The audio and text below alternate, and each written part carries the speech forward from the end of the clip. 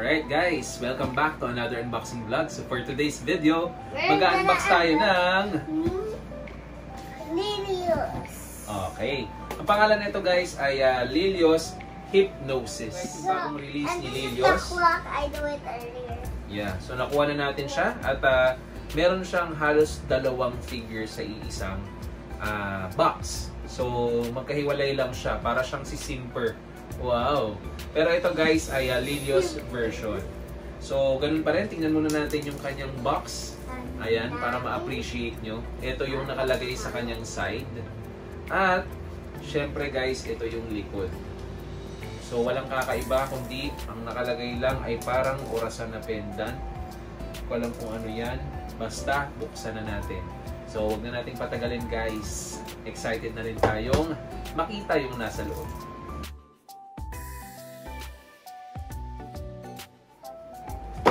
Alright. So ito na siya. Unahin muna natin ang kanyang card. Doon muna tayo sa exciting part. Ito yung itsura ng harap. At ito yung itsura ng likod. Yan. So may nakalagay dito guys na parang elepante. Itsura ng laman sa loob. Yan. Wala pa tayong masyadong makita. So isa-isay na natin. 1, 2, 3. So ito guys yung kanyang accessories. Kamay lang siya na nakahiwalay. Kamay? Kamay. Literal na kamay. Hindi ko alam kung nakakatakot ba to or something. Ito yung nakasabit sa harap. Can I see? Parang ikaw lang. Yeah. Can I see? Tingin ko de-magnet siya. Ito yung kamay. Hindi yan magnet. Tapos meron siyang hook sa likod. Kung saan nakakabit tong parang pangkanyang Pero hindi nahuhulog yung ano? yung alin.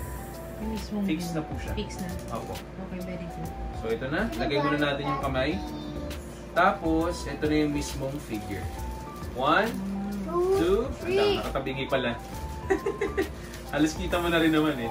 Pero kakaiba guys, para siyang dreamland. Yung datingan. Ayan. Ganda no? So ito guys yung itsura ng kanyang harap. At ito yung itsura ng kanyang likod. Ang ganda ng likod. So yung kanyang texture guys ay matte. Tapos yung kanyang parang clouds dito may pagka-glossy. Simula sa puwet, papunta dun sa harap.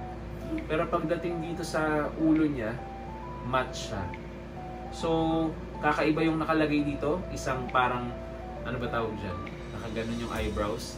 Tas isang parang nai-hypnotize siya. Right? So, isang parang inaantok at isang guide. So, guys, ito na. Number reveal. Over 300 lang po siya. Ang nakuha natin ay number 13. Lucky 13. So, ito na. Ganda. Kasi ano siya, magandang number. Over 300 pa siya. So, try na natin ikabit. Alright? So, you put it here on the hands. I know. That's there's 2 hands over there. Sige na po, palagay na lang po. Alright. So, ganyan siya guys. Kakaiba siya. Diba? So, usually pag nagkukulik kayo ng Lilios, kada nilalabas nila, kakaiba. Or iba-iba. Wala siya halos kaparehas, kung minsan man nagbago ng kulay, pero nagbabago rin sila ng size. So yun yung advantage dun sa toys na kinokollect natin. So, ayan guys, yung itsura ng harap pag nakakabit na yung kamay, at ito yung itsura sa likod. Pero kakaiba talaga yung pinaggayahan ng figure, kung ano man yung mold.